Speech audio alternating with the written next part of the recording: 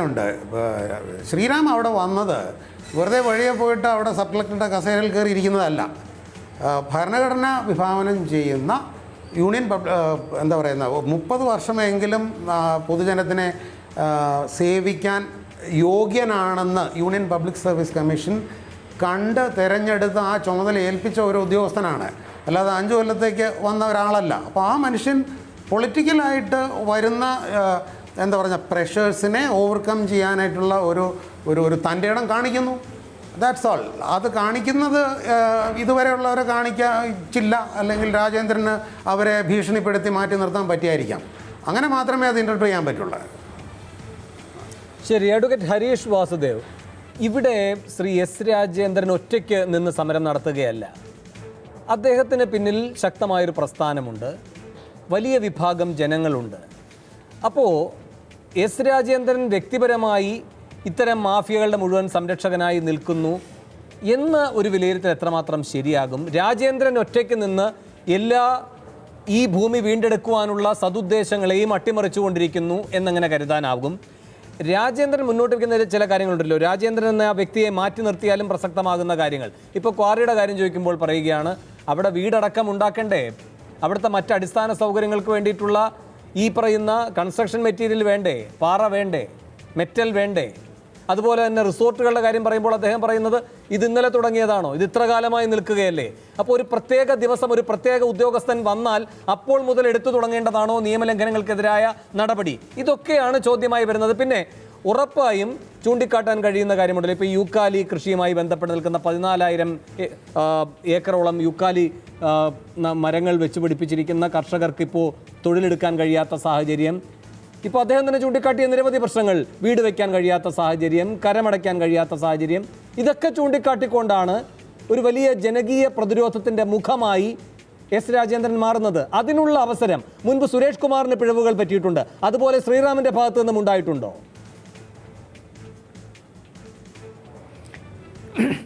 വേണു, എനിക്കറിയില്ല. കാരണം ശ്രീറാം എന്ന് പറയുന്ന മനുഷ്യനെ ഞാൻ ഹൈക്കോടതിയിൽ വെച്ച് 2 തവണയെ കണ്ടിട്ടുള്ളൂ. 2 തവണയിൽ കൂടുതൽ ഫോണിൽ സംസാരിച്ചിട്ടുമില്ല. ഞാൻ ശ്രീറാമിനെ മനസ്സിലാക്കുന്നത് ശ്രീറാം ഹൈക്കോടതിയിലും ജില്ലാ കളക്ടർ മുമ്പിലും കൊടുക്കുന്ന റിപ്പോർട്ടുകൾ വിവരാവകാശ നിയമപ്രകാരം പുറത്തു വരുമ്പോഴാണ്. ആ റിപ്പോർട്ടുകൾ മുഴുവൻ എൻ്റെ മുമ്പിലുണ്ട്, എൻ്റെ മേശപ്പുറത്തുണ്ട്. ഇത് പരിശോധിക്കുമ്പോൾ ഈ MLA പറഞ്ഞ കാര്യങ്ങൾ വളരെ വളരെ വ്യക്തമാണ്. അദ്ദേഹത്തിന് ഒളിവും മറയുമില്ല. അദ്ദേഹത്തിൻ്റെ നാടൻ ശൈലി കൊണ്ടായിരിക്കും അവർ. പക്ഷേ അദ്ദേഹം ചോദിക്കുന്നത് വളരെ ശരിയാണ്. ഇവിടെ അനധികൃത കാറുകൾ ഇത്രയും കാലം പ്രവർത്തിച്ചു, ഒരു ശ്രീറാമിന് എന്താ പ്രശ്നം? സത്യമാണ്, ഇടുക്കിയെ നോക്കുമ്പോൾ ഇടുക്കിയുടെ രാഷ്ട്രീയം അങ്ങനെ കെട്ടുപണഞ്ഞ് കിടക്കുകയാണ്. ആർക്കും പ്രശ്നമില്ല നിയമലംഘനം നടത്തുന്നതിന്. ഞങ്ങൾ ഇന്നലെ വരെ ഇത് അഡ്ജസ്റ്റ് ചെയ്ത് ജീവിച്ചു. എന്തിനാ പുതിയൊരാൾ വന്ന് പ്രശ്നം ഉണ്ടാക്കുന്നത്? നിയമം നടപ്പാക്കണമെന്ന് പറയുന്നത് എന്തിനാ? ഇത് തന്നെയാണ് ഞങ്ങൾ ഗാഡ്ഗിൽ റിപ്പോർട്ടിൻ്റെ കാലത്തും കസ്തൂരിരംഗൻ റിപ്പോർട്ടിൻ്റെ കാലത്തും ഒക്കെ പറഞ്ഞത്. ഒന്ന്, കല്ല് വേണം എന്ന് പറയുമ്പോൾ ഇത് കേട്ടോണ്ടിരിക്കുന്ന ആളുകൾ വിചാരിക്കും, അയ്യോ ഈ പാറമടകൾ അടച്ചാൽ അവിടെ കല്ല് കിട്ടില്ല എന്ന്. വേണു, എന്താ പ്രശ്നം എന്നറിയോ? സംസ്ഥാന സർക്കാരിന് നികുതി കൊടുത്ത് റോയൽറ്റി കൊടുത്ത് 50 സെൻറ്റിൽ കല്ല് പൊട്ടിക്കാനുള്ള പെർമിറ്റ് വാങ്ങും. 5 ഏക്കർ സർക്കാർ പുറമ്പോക്ക് അതിൻ്റെ പേരിൽ പൊട്ടിച്ചു മാറ്റും. അവിടെ നിന്ന് ആകെ ഉത്ഭവിക്കുന്ന ഒരു ചോലവനം ഇല്ലാതാക്കും. അവിടെ നിന്ന് വരുന്ന വെള്ളം ഇല്ലാതാവും. അതോടുകൂടി ഈ അവശേഷിക്കുന്ന വരൾച്ചാക്കാലത്തും വെള്ളമില്ലാതാവും. എന്ന് മാത്രമല്ല 2.5 കോടി രൂപയിലധികം പൊതു ഖജനാവിലേക്ക് കിട്ടേണ്ട പണമില്ലാതാകും. അപ്പം പാറ പൊട്ടിക്കുന്നു എന്നുള്ളതല്ല പ്രശ്നം. സർക്കാരിന് കിട്ടുന്ന നികുതി കിട്ടുന്നുണ്ടോ? അത് അടിച്ചു മാറ്റുന്നത് വീതം വെച്ചെടുക്കുന്ന മാഫിയാണിത്. ഇനി ഒരു സുപ്രഭാതത്തിൽ കെട്ടിടങ്ങൾ ഉയരുന്നു എന്ന് പറയുന്നു. അല്ല, നമുക്കറിയാം കാലാകാലങ്ങളായി മൂന്നാറിലൊക്കെ നമ്മൾ എല്ലാ വർഷവും യാത്ര പോകുമ്പോൾ അവിടെ ഉയർന്നു വരുന്ന കെട്ടിടങ്ങൾ നമ്മൾ കാണുന്നുണ്ട്. പക്ഷേ ഒരു ഉദ്യോഗസ്ഥൻ ചങ്കൂറ്റത്തോടെ നിന്ന് പറയുന്നു, കോടതി വിധികൾ ഇവിടെ നടപ്പാക്കാനുള്ളതാണ്, ഞാനിത് നടപ്പാക്കും എന്ന് പറയുന്നു. അവിടുത്തെ ജനങ്ങളെ ബാധിക്കുന്നുണ്ട് എന്നുള്ളത് ശ്രീ രാജേന്ദ്രൻ ഈ ചർച്ചയിൽ വെറുതെ പറയുകയാണ്. ഞാൻ ചോദിക്കട്ടെ, 7-ാം തീയതി തുടങ്ങിയ സമരം RDO ഓഫീസിന് മുമ്പിൽ, ദേവികുളം RDO ഓഫീസിന് മുമ്പിൽ തുടങ്ങിയ സമരം ഇത്രയും ദിവസമായി. ഇടുക്കിയിൽ ഏതെങ്കിലും വലിയ ജനമുന്നേറ്റം ഇതിനെ സപ്പോർട്ട് ചെയ്യാൻ വന്നില്ല. ഈ നെക്സസ് എന്ന് പറയുന്ന CPM എന്ന് പറയുന്ന വലിയൊരു പാർട്ടി, അതിനെ പിന്തുണയ്ക്കുന്ന മറ്റ് ചില പാർട്ടികൾ, ചില ലോക്കൽ നേതാക്കൾ, ഇവരുടെ ഒരു സംഘം, പിന്നെ കുറേ ക്വാറി മാഫിയകൾ, ശ്രീറാം എങ്ങനെയെങ്കിലും അവിടുന്ന് പോകണമെന്ന് ആഗ്രഹിക്കുന്ന റവന്യൂ വകുപ്പിലെ വലിയ വിഭാഗം അഴിമതിക്കാർ, ഇവർ ചേർന്ന ഒരു കോക്കസ് മാത്രമാണ് ഈ സമരത്തിലുള്ളത്. ബഹുഭൂരിപക്ഷം വരുന്ന ഇടുക്കിക്കാർ കയ്യേറാൻ പോകുന്നില്ല. ബഹുഭൂരിപക്ഷം വരുന്ന ഇടുക്കിക്കാർ പാറ പൊട്ടിക്കാൻ പോകുന്നില്ല. അവർ നേരത്തെ പറഞ്ഞതുപോലെ പട്ടയത്തിന് വേണ്ടി കാത്തിരിക്കുകയാണ്. ആ പട്ടയം കൊടുക്കണം എന്ന നിലപാട് സ്വീകരിക്കുന്ന ഒരു ഉദ്യോഗസ്ഥനെതിരെ ഒരാൾ ഒരു സുപ്രഭാതത്തിൽ ഈ രാഷ്ട്രീയക്കാരൻ കുറച്ച് ആളുകളെയും കൂട്ടി വന്നാൽ എതിർക്കില്ല. അതുകൊണ്ടാണ് CPI ജില്ലാ നേതൃത്വം തന്നെ പറഞ്ഞത് ഈ ഉദ്യോഗസ്ഥൻ ഇവിടെ തുടരുമെന്നാൽ. എന്താ, CPIക്കാർ ഇടുക്കിയിൽ ജനിക്ക് വളർന്ന ആളുകളല്ലേ, CPIക്കാർക്ക് വീട് വെക്കണ്ടേ, CPIക്കാർക്ക് പട്ടയം കൊടുക്കണ്ടേ? വേണം. റവന്യൂ വകുപ്പ് ഭരിക്കുന്ന റവന്യൂ വകുപ്പ് മന്ത്രി തന്നെ പറഞ്ഞു ഇദ്ദേഹത്തെ മാറ്റുന്ന പ്രശ്നമില്ല എന്ന്. എന്തുകൊണ്ടാണ്? ഏതെങ്കിലും ഒരു വസ്തുത ഒരു കൃഷ്ണന് അല്ലെങ്കിൽ ഒരു ഗോപാലന് അല്ലെങ്കിൽ ഒരു തോമസിന് ഈ ഉദ്യോഗസ്ഥൻ കാരണം പട്ടയം കിട്ടിയില്ല എന്ന് പറയട്ടെ, തെളിവ് സഹിതം പറയട്ടെ, ഞാൻ എൻ്റെ വാദം അവസാനിപ്പിക്കാം. ഹരീഷ്, ഒന്നാമത് CPIയുടെ പ്രത്യക്ഷത്തിൽ കാണുന്നൊരു നിലപാടല്ല ഇപ്പോൾ മൂന്നാറിൽ കണ്ടുതുടങ്ങിയിരിക്കുന്നത് എന്നത് നാം മനസ്സിലാക്കണം. മറ്റൊന്ന്, ഇപ്പോൾ താങ്കൾ പറയുകയുണ്ടായി നിയമമാണ് നടപ്പിലാക്കിക്കൊണ്ടിരിക്കുന്നത് എന്ന്. പക്ഷെ നിയമം നടപ്പിലാക്കുമ്പോൾ അത് ജനവിരുദ്ധമാകുന്നു എന്ന അനുഭവം നമ്മുടെ മുന്നിലുണ്ട്. അത്തരം ഉദാഹരണങ്ങളാണ് ഈ രാജേന്ദ്രൻ അടക്കം ചൂണ്ടിക്കാട്ടുന്നത്. ഞാൻ അങ്ങയുടെ ശ്രദ്ധയിൽ കൊണ്ടുവരികയാണ്. മൂന്നാർ മേഖലയിലെ 8 വില്ലേജുകളിൽ സാധാരണക്കാർക്ക് വീട് വെക്കാൻ പോലും അനുവാദമില്ല. ശ്രീറാമിനെതിരെ ഉയരുന്ന പരാതിയാണ്. ഇപ്പോൾ പ്രധാനമന്ത്രിയുടെ ശൗചാലയ ആ പദ്ധതിയിൽ പെടുന്ന ഒരു ശൗചാലയം കഴിയുന്നില്ല പറയുകയാണ് പിന്നെ ഹരീഷ്. ഇവർ മാത്രമല്ല, നട്ടുവളർത്തിയ മരം മുറിക്കാൻ തടസ്സം നിൽക്കുന്നു. 14,000 ഏക്കർ യൂക്കാലി കൃഷി പ്രതിസന്ധിയിലാണ് വട്ടവടയിൽ. ഓരോ ദിവസവും ഓരോ ഉത്തരവിറക്കി ജനങ്ങളെ ബുദ്ധിമുട്ടിക്കുന്നു. വട്ടവട, കൊട്ടാക്കമ്പൂർ വില്ലേജുകളിലെ എല്ലാ പട്ടയവും പരിശോധിക്കാൻ ഉത്തരവിട്ടിരിക്കുകയാണ് എന്ന് മാത്രമല്ല, അവിടുത്തെ എല്ലാ പട്ടയവും പരിശോധിക്കാതെ കൈവശ സർട്ടിഫിക്കറ്റ് നൽകില്ല എന്ന നിലപാടെടുത്തിരിക്കുന്നു. ഇതൊക്കെ അവിടുത്തെ ജീവിതത്തെ ബാധിക്കില്ല എന്നാണോ? ഒന്ന്, കൊട്ടക്കാമ്പൂർ വട്ടവട മേഖലയിൽ അനധികൃതമായി ഇത്രയും കാലം നിലനിന്നിരുന്ന യൂക്കാലിപ്റ്റസ് കൃഷി നിയമവിരുദ്ധമാണെന്നും അത് കേരളത്തിൻ്റെ വരൾച്ചയ്ക്ക് വലിയ തോതിൽ സംഭാവന ചെയ്യുകയാണെന്നും കണ്ടെത്തിയത് നിവേദിത പി ഹരൻ കമ്മിറ്റി റിപ്പോർട്ടാണ്. Nivedita P Haran revenue principal secretary ആയിരിക്കുന്ന കാലത്ത് ഒരു ഗവൺമെൻറ് ഉത്തരവിലൂടെ ഇത് നിരോധിച്ചിരിക്കുകയാണ്. ഇനി ഫർദർ കൃഷി പാടില്ല, നമുക്കിനി അവശേഷിക്കുന്ന ചോലവനങ്ങൾ അവിടെ നിലനിർത്തണം. ആ ഗവൺമെൻറ് ഉത്തരവ് പിൻവലിക്കേണ്ടത് സർക്കാരാണോ അല്ലയോ? അത് ഈ പറയുന്ന രാജേന്ദ്രൻ ഉൾപ്പെടെയുള്ള MLA മാർ പോയി വോട്ടെടുത്ത് ജയിച്ച ഒരു മന്ത്രിസഭയാണല്ലോ അത് പാസ്സാക്കിയത്. ആ ഗവൺമെൻറ് ഉത്തരവ് നടപ്പാക്കേണ്ട ബാധ്യത മാത്രമല്ലേ ഒരു ഉദ്യോഗസ്ഥനുള്ളൂ? ഒന്ന്. രണ്ടാമത്തെ കാര്യം, കൈവശ സർട്ടിഫിക്കറ്റ് കൊടുക്കരുതെന്ന RDOയുടെ ഉത്തരവ് ഒരാഴ്ചക്കകം ജില്ലാ കളക്ടർ മാറ്റി എല്ലാവർക്കും കൈവശ സർട്ടിഫിക്കറ്റ് കൊടുക്കാൻ പറയുന്നു. അത് കൊടുക്കാനുള്ള ഉത്തരവ് ഇറങ്ങിയത് 1-ാം തീയതി. 7-ാം തീയതി സമരം തുടങ്ങുന്നു. മുഴുവൻ ആളുകൾക്കും കൈവശ സർട്ടിഫിക്കറ്റ് കിട്ടി. മൂന്നാമത്തെ കാരണം, അവിടെ വീട് വയ്ക്കാൻ പറ്റില്ല എന്ന് പറയുന്നത് അസംബന്ധവും നിയമവിരുദ്ധവുമാണ്. ഏതെങ്കിലും ഒരു വ്യക്തിക്ക് 64-ൽ പട്ടയം കിട്ടിയ സ്ഥലത്ത് വീട് വെക്കണ്ട എന്നോ മരം മുറിക്കണ്ട എന്നോ ഈ പറയുന്ന ഉദ്യോഗസ്ഥൻ നിയമവിരുദ്ധമായി പറഞ്ഞിട്ടുണ്ടെങ്കിൽ അദ്ദേഹത്തെ നീക്കം ചെയ്യട്ടെ. ഒരൊറ്റ ഉത്തരവ് പോലും കാണിച്ചു കൊടുക്കാൻ പറ്റുന്നില്ലാത്തത് കൊണ്ടാണ് ഞാൻ എൻ്റെ മനസാക്ഷിക്ക് ഞാൻ ക്രോസ് ചെക്ക് ചെയ്യുന്ന ഇൻഫർമേഷൻ അനുസരിച്ച് ഇടുക്കിയിലെ CPI ജില്ലാ നേതൃത്വം പോലും അദ്ദേഹത്തെ പിന്തുണയ്ക്കുന്നത്. കാരണം അവിടെ വലിയ വോട്ട് ബാങ്കുള്ള ഒരു പാർട്ടി തന്നെയാണ് CPI. അവർക്ക് പോലും പിന്തുണയ്ക്കേണ്ടി വരുന്നത് നിയമവിരുദ്ധമായ ഒരു ഉത്തരവ് ശ്രീറാം ഇറക്കിയതായി നാളിതുവരെ ആർക്കും പ്രത്യക്ഷത്തിൽ ചൂണ്ടിക്കാണിക്കാൻ കഴിഞ്ഞിട്ടില്ല. ഇനി നിയമം അതേപടി നടപ്പാക്കിയാൽ ജനങ്ങൾക്ക് പ്രശ്നമുണ്ടാവില്ലെന്ന് ചോദിച്ചാൽ, ഇതുവരെ ഞാൻ മനസ്സിലാക്കിയത് ശ്രീറാം ഇറക്കിയ ഉത്തരവുകളിലെല്ലാം നൊന്തിരിക്കുന്നത് കോടീശ്വരന്മാർക്കാണ്. PWDയുടെ ഭൂമി കയ്യേറി കെട്ടിടം പണിത ആളുകൾക്ക്, സർക്കാരിൻ്റെ ഭൂമിയിൽ കെട്ടിടം പണിത ആളുകൾക്ക്, NOC കിട്ടാതെ കെട്ടിടം പണിത് ഇപ്പോൾ കോടിക്കണക്കിന് രൂപ സർക്കാരിലേക്ക് അടക്കേണ്ടി വരുന്ന ആളുകൾക്ക്, ക്വാറികൾക്ക്, സാധാരണക്കാർക്ക് ഇപ്പോഴും ശ്രീറാമിനെ കൊണ്ടൊരു ഒരു പ്രശ്നം ഉണ്ടായിട്ടില്ല. അതുകൊണ്ടാണ് ഈ സമരം ഇപ്പോഴും CPM സ്പോൺസേഡ് സമരമായി നിലനിൽക്കുന്നത്. ശ്രീ S. രാജേന്ദ്രൻ മറുപടി. ഹലോ, ഞാൻ ഇതെല്ലാം 3 പേരുടെയും കേട്ടു.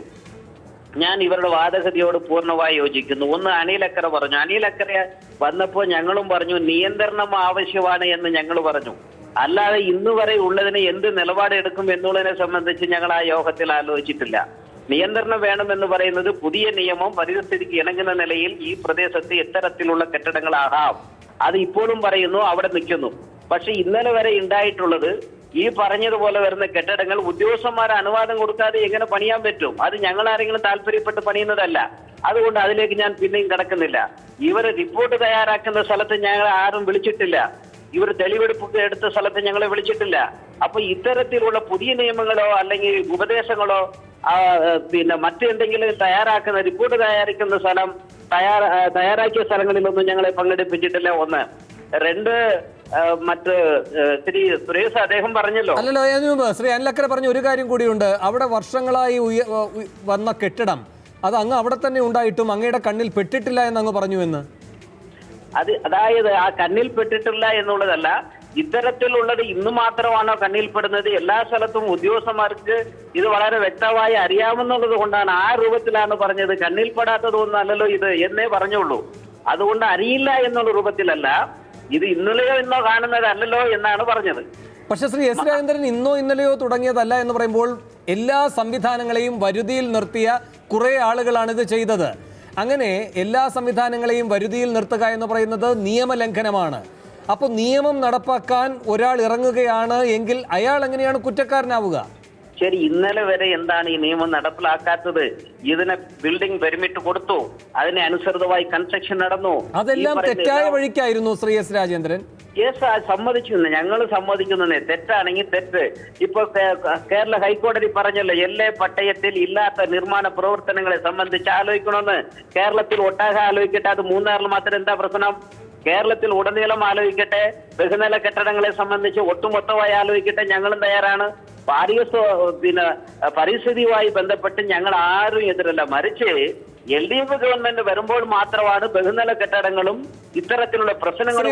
ഒരു കാര്യം കൂടി, എന്നിട്ട് അങ്ങ് ഹരീഷിന്റെയും ശ്രീ സുരേഷ് കുമാറിന്റെയും വിമർശനങ്ങൾക്ക് മറുപടി പറയൂ. ഇവിടെ ഇപ്പോ നിലവിലെ കണക്ക് പ്രകാരം ഏതാണ്ട് 5000 മുറികളാണുള്ളത് മൂന്നാറിൽ, വിവിധ സൗധങ്ങളിലായി ഉള്ളത്. എന്നിട്ടും ഇനിയും അവിടെ കെട്ടിപ്പൊക്കുകയാണ്. അപ്പൊ ഇതിന്റെയൊക്കെ ഒരു ആവശ്യം എത്രത്തോളമാണ് എന്നതും നിങ്ങളടക്കമുള്ളവരുടെ ശ്രദ്ധയിൽ വരേണ്ടതല്ലേ? അതുകൊണ്ടല്ലേ ഞങ്ങൾ പറയുന്നത് നിയന്ത്രണമാകാം, ഞങ്ങൾ യോജിക്കുന്നു, അതിനൊരു നിയമം കൊണ്ടുവരൂ, അല്ലെങ്കിൽ എന്തെങ്കിലും ഉത്തരവ് വരട്ടെ. ആ നിലയിൽ ഗവൺമെന്റ് ഇപ്പോഴല്ലേ ചിന്തിച്ചത്, കഴിഞ്ഞ ഗവൺമെന്റ് ആലോചിച്ചില്ലല്ലോ. അപ്പൊ ഇപ്പോ മുഖ്യമന്ത്രി യോഗം വിളിച്ചിരിക്കുന്നു, ചിലപ്പോ നിലപാടെടുക്കാം, എന്തെങ്കിലും ആലോചന ഉണ്ടാകും, അതിന് ഞങ്ങൾ യോജിക്കുമല്ലേ? അപ്പൊ അതിന് രാജേന്ദ്രൻ പറയുന്ന പ്രകാരമാണെങ്കിൽ എപ്പോൾ മുതലാണ് നിയന്ത്രണങ്ങൾ, ഏത് ഘട്ടം മുതൽ തുടങ്ങണം, ഒരു തീയതി അല്ലെങ്കിൽ ഒരു സമയക്രമം, ഇത് എന്താണ് നിങ്ങൾ ഉദ്ദേശിക്കുന്നത്? അത് എന്റെ പരിധിക്ക് ഉൾപ്പെട്ടതല്ല. എല്ലാ രാഷ്ട്രീയ പാർട്ടികളും അല്ലെങ്കിൽ തടയുന്നത് നിങ്ങളുടെ പരിധിയിൽപ്പെട്ടതാണോ? ഈ ശരിയായ നിയമം നടത്താനുള്ള നീക്കങ്ങൾ വരുമ്പോൾ അത് തടയുന്നത് അങ്ങയുടെ പരിധിയിൽപ്പെട്ടതാണോ? നിലവിൽ ഉള്ള സാഹചര്യങ്ങൾ അട്ടിമറിക്കുവാനുള്ള അല്ലെങ്കിൽ സങ്കീർണ പ്രശ്നങ്ങൾ ഉണ്ടാകുമ്പോൾ ഇടപെടുക എന്നുള്ളത് നമ്മളിൽ പെട്ടത് തന്നെയാണ്. ഞാൻ പറയട്ടെ, ഈ പട്ടയത്തിനകത്ത് അല്ല ഇങ്ങനെയേ ചെയ്യാൻ പാടുള്ളൂ എന്ന് പറഞ്ഞിട്ടുണ്ടെങ്കിൽ പാടില്ലാത്തതും പറഞ്ഞിട്ടില്ലല്ലോ. അപ്പൊ അത് മാത്രം വായിക്കാൻ എങ്ങനെ മനസ്സ് കിട്ടി? വീട് വെക്കാം, കൃഷി ചെയ്യാം, മറ്റൊന്നും പാടില്ല എന്ന് എഴുതിയിട്ടില്ല. എന്നാൽ ചെയ്തത് കൊണ്ട് എന്തെങ്കിലും നടപടി എടുക്കാനോ പറഞ്ഞിട്ടുമില്ല. പിന്നെന്തിനാണ് രൂപത്തിൽ വരുന്നത്? അങ്ങനെയാണെങ്കിൽ ഗവൺമെന്റിന്റെ ഉപദേശം കിട്ടിയതിന് ശേഷമല്ലേ നിലപാട് എടുക്കാവൂ. അങ്ങനെ ഉപദേശം കിട്ടാതെ എന്റെ ഇഷ്ടാനുസരണം ചെയ്യും എന്ന് പറയുന്നതോട് യോജിക്കാനാവില്ല. അതുകൊണ്ടാണ് ഇനി ഈ ബഹുനില കെട്ടിടങ്ങളിൽ മാത്രം ഒതുങ്ങി നിൽക്കുന്നതിൽ ഒരു പ്രശ്നമില്ലല്ലോ. അതിനെ അനുബന്ധമായി പറയുന്ന ഞാൻ നേരത്തെ പറഞ്ഞു ഇതിനെല്ലാം നിർത്തിവെച്ചിരിക്കുകയാണല്ലോ. അപ്പൊ ഹരീഷ് പറഞ്ഞത് വെറും വെള്ളത്തറ അദ്ദേഹത്തിന് നല്ലപോലെ പഠിപ്പിച്ചിട്ടുണ്ട്. സുബ്രഹ്മണ്യൻ പുത്തൂർ, ഞാൻ പറഞ്ഞു തരാം, 400 വർഷങ്ങളായി അവർക്ക് NOC കൊടുത്തപ്പോ നമ്പർ 2 രജിസ്റ്റർ, A2 രജിസ്റ്റർ ഇല്ലാണ്ടായി, പട്ടയ ഫയൽ ഇല്ലാതെയായി പോയി. മരം മുറിക്കുന്നതിലും കൊണ്ടുപോകുന്നതിലും ഞങ്ങൾ ആരും തടസ്സക്കാരല്ല. പക്ഷെ പിന്നെ ഈ പ്രശ്നം പ്രക്രിയ എങ്ങനെ തുടരും? നിവേദ ബീഹരൻ പറഞ്ഞിരിക്കുന്ന ഈ വിഷയങ്ങളിൽ തിട്ടപ്പെടുത്തി പട്ടയം ഉണ്ടോ ഇല്ലയോ എന്നും സർക്കാർ വക ഭൂമിയിൽ മുറിച്ചുകൊണ്ട് പോയിട്ടുണ്ടെങ്കിലും എന്തുകൊണ്ട് ഒരു ഉദ്യോഗസ്ഥന്മാരുടെ പേരിൽ കഴിഞ്ഞ ഗവൺമെന്റ് കാലത്തോ അതിനു മുമ്പ് നടപടിയെടുക്കാത്തത്? ഞങ്ങളല്ലല്ലോ. അപ്പൊ പൊതുജനങ്ങളുടെ പേരിൽ കെട്ടിവെക്കുക, ഇത്രയും പ്രശ്നങ്ങൾ വരുമ്പോൾ ഗവൺമെന്റ് വരുമ്പോൾ അത് മോശപ്പെടുത്താൻ വേണ്ടി ഒരു ചർച്ച സംഘടിപ്പിക്കുക, അതിനിങ്ങനെ നിരത്തിവെക്കുക. ഞാൻ വളരെ അക്കം വിട്ട് പറഞ്ഞല്ലോ. ആനച്ചാലിലും അടിമാലിയിലോ IAOയിൽ കിട്ടിയ വിധവയ്ക്ക് ഉൾപ്പെടെയുള്ള വീട് വാസു, അന്നമ്മ തുടങ്ങിയിട്ടുള്ളവർ, മുൻ XMLA N കനപതി, ഇവരുടെ വീടുകൾ ഉൾപ്പെടെയുള്ള ഇപ്പോൾ ഇരിക്കുന്ന സാഹചര്യമാണല്ലോ പറഞ്ഞത്. മറച്ചു വെക്കാൻ പറ്റുന്നതല്ലോ. അങ്ങനെയാണെങ്കിൽ ഹരീഷ് പറഞ്ഞതനുസരിച്ച് നാളെ വെങ്കട്ട് മാറണം. പിന്നെ അങ്ങനെ മാറി തന്നെ ആകണമെന്നില്ല, നല്ല ആള് തന്നെ ആക്കെ ഞാൻ സമ്മതിച്ചു. സ്വയബോധത്തോടുകൂടി പുള്ളി ചിന്തിച്ച് പ്രവർത്തിക്കുന്ന ഒരു പ്രശ്നമില്ലെന്ന്. മറ്റുള്ള ആളുകൾ ഇതിനകത്ത് പുറകെ തിരികെ കയറ്റി. ഞാൻ പറഞ്ഞത് അദ്ദേഹം പറഞ്ഞല്ലോ നികുതി ഒരുപാട് വെട്ടിപ്പായെന്ന്. ഞങ്ങൾക്കും വിഷമമുണ്ട്. നികുതി വെട്ടിപ്പ് നടത്തുന്നയാളെ ഒരു കാരണവശാലും വിടാൻ പാടില്ല.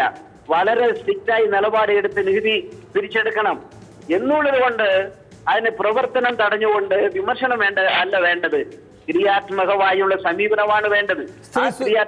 ശ്രീ കെ സുരേഷ് കുമാർ പറഞ്ഞതിനുള്ള മറുപടിയോ സർ?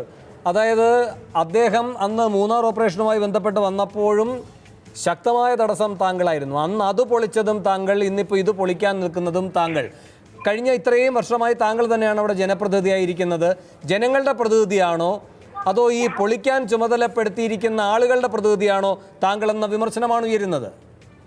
എന്താണേലും സുരേഷ് കുമാർ താമസിച്ച അത്ര സൗകര്യമായ കെട്ടിടങ്ങളിലും ഹോട്ടലുകളിലും ഞാൻ താമസിച്ചിട്ടില്ല. എനിക്ക് അങ്ങനെ ഒരു സൗകര്യം കിട്ടിയിട്ടുമില്ല. അദ്ദേഹത്തിന് സബ് കളക്ടർ വാടകയ്ക്ക് വണ്ടി കൊടുത്തതുപോലെ എനിക്ക് അങ്ങനെയാണെങ്കിൽ ജില്ലാ കളക്ടർ വണ്ടി 2 ദിവസം വാടകയ്ക്ക് തരണം. അത് ഒരു വശത്തിരിക്കട്ടെ. അന്നും ഇന്നും എന്നെ ജനങ്ങൾ തെരഞ്ഞെടുത്തത് ഇവിടെ ജീവിക്കണം എന്നുള്ള ആഗ്രഹം കൊണ്ടാണ്. എനിക്ക് അങ്ങനെ ഒരു സ്വാർത്ഥതയുണ്ട്. ഇവിടെയുള്ള ആളുകളെ, ഇടുക്കി ജില്ലയിലുള്ള ആളുകളെ സംരക്ഷിക്കുക എന്നുള്ളത് എന്റെ പ്രസ്ഥാനത്തിനും എന്റെയും താല്പര്യമുണ്ട്. ഇവിടെയുള്ള ആളുകൾക്ക് പട്ടയം കൊടുക്കുക എന്നുള്ളത് താല്പര്യമുണ്ട്. അതിനെ അനുസൃതമായി ഞാൻ പറയുന്നത് ഇങ്ങനെ കോളിളക്കം ഉണ്ടാക്കിക്കൊണ്ട് പ്രശ്നം ഉണ്ടാക്കാതെ ഇവരുടെ പേരിൽ നടപടി ഉണ്ടാക്കണമെങ്കിൽ ഇവരുടെ ഉദ്യോഗസ്ഥന്മാരുടെ തലത്തിൽ യോഗം ഗവൺമെന്റിനെ അറിയിക്കാം, ഗവൺമെന്റിന്റെ ഉപദേശം അനുസരിച്ച് നടപടി സ്വീകരിക്കാം, ഞങ്ങളെയും സഹകരിപ്പിക്കാം, ഇതെല്ലാം ചെയ്യാലോ. ഇതിന് പകരം എഴുതാത്ത ഒരെണ്ണം വായിച്ചുകൊണ്ട് നടപടി സ്വീകരിക്കുക. അതിന്റെ മറവിൽ ഇവിടെ നിന്ന് ഏതാണ്ടും ഒരു ആയിരക്കണക്കിന് ആളുകള് ഇവിടെ ഇരുന്ന് കുടിയൊഴിച്ച് അങ്ങ് പോയിക്കൊണ്ടിരിക്കുകയാണ്, തൊഴിൽ അന്വേഷിച്ച്. അങ്ങനെയെങ്കിൽ ഇപ്പോൾ ഈ പെമ്പിളെ ഒരുമൈ പോലെ ഒരു സമരത്തിന്റെ ശക്തിയൊന്നും ഇത്ര വലിയ ജീവൽ പ്രശ്നം ഈ ഉദ്യോഗസ്ഥൻ വന്ന് അവിടെ ഉണ്ടാക്കിയിട്ട് കാണാത്തത് എന്തുകൊണ്ടാണ്? CPI എന്തുകൊണ്ടാണ് പറയുന്നത് ശ്രീറാമിനെ മാറ്റേണ്ട കാര്യമില്ല, നിയമാനുസൃതമായ ഉത്തരവാദിത്വ നിർവഹണമാണ് ആ ഉദ്യോഗസ്ഥൻ അവിടെ നടത്തിക്കൊണ്ടിരിക്കുന്നത് എന്ന്? ശ്രീ എസ് രാജേന്ദ്രൻ, നമ്മളിപ്പോ വർത്താനം പറഞ്ഞുകൊണ്ടിരിക്കുന്നതല്ലേ ഉള്ളൂ. ഞങ്ങളാരും സമരത്തിലോട്ട് ഇറങ്ങിയില്ല. കർഷക സംഘം 2005 വന്നിട്ടുള്ള നിയമം അനുസരിച്ച് മരം വെട്ടാൻ അനുവദിക്കണം, മുഖ്യമന്ത്രിയുടെ അധ്യക്ഷതയിൽ ചേർന്ന് യോഗത്തിലെടുത്ത് തീരുമാനം നടപ്പിലാക്കണം, അതുപോലെ നികുതി സ്വീകരിക്കണം, ഈ കെട്ടിട അനുവാദം കൊടുക്കണം. ഇതൊക്കെയാണ് അവിടെ കർഷക സംഘം നടത്തുന്ന സമരം. ഞങ്ങള് ഇങ്ങനെ വെങ്കട്ടരാമനെ ഓടിക്കാൻ വേണ്ടിയിട്ടോ അല്ലെങ്കിൽ ഇതിനെ ഭയങ്കരമായി നേരിടാൻ വേണ്ടിയിട്ടോ ഒന്നും തയ്യാറെടുപ്പ് നടത്തിയിട്ടില്ല, സമരം തുടങ്ങിയിട്ടില്ല, പ്രതിഷേധം രേഖപ്പെടുത്തിയിട്ടില്ല. ഞങ്ങളിങ്ങനെ അഭിപ്രായങ്ങൾ പറഞ്ഞുകൊണ്ടിരിക്കുന്നേ ഉള്ളൂ. ഇതിനെല്ലാം അതിജീവിക്കുവാൻ ഗവൺമെന്റിനെ പറ്റും. മുഖ്യമന്ത്രിയുടെയും റവന്യൂ മന്ത്രിയുടെയും അധ്യക്ഷതയിൽ ചേർന്ന യോഗത്തിൽ ഇക്കാര്യങ്ങളെല്ലാം വ്യക്തമായ നിലപാട് സ്വീകരിക്കും എന്നുള്ളത് കൊണ്ട് ഞങ്ങൾ ഇതിനൊന്നും തയ്യാറെടുപ്പായിട്ടില്ല. ഹരീഷും മറ്റുള്ളവരും പ്രതീക്ഷിക്കുന്ന പോലെ വളരെ ശക്തിയായി എന്തെങ്കിലും ഉണ്ടാവുമെന്നൊന്നും ഇപ്പൊ കരുതണ്ട. പക്ഷേ വേണ്ടി വന്നാൽ അതിന്റെ അപ്പുറത്തേക്കും പോകും, അതും ഇപ്പൊ തന്നെ പറയാം. ശരി, മടിക്കുന്ന കാര്യമല്ല. ശരി, ദേവിത് താങ്കൾ ടെലിഫോൺ ലൈനിൽ തുടരണമെന്ന് ഞാൻ അഭ്യർത്ഥിക്കുകയാണ്. ശ്രീ എസ് രാജേന്ദ്രൻ, ഞാനൊരു ഇടവേളയിലേക്ക് പോവുകയാണ്. ഇടവേളയ്ക്ക് ശേഷം സൂപ്പർ പ്രൈം ടൈം ചർച്ച ചെയ്യുന്നത് മുഖ്യമന്ത്രി വിളിക്കുന്ന യോഗത്തിൽ മൂന്നാർ പ്രശ്നത്തിന് പരിഹാരമുണ്ടാകുമോ? ഇടവേളയ്ക്ക് ശേഷം.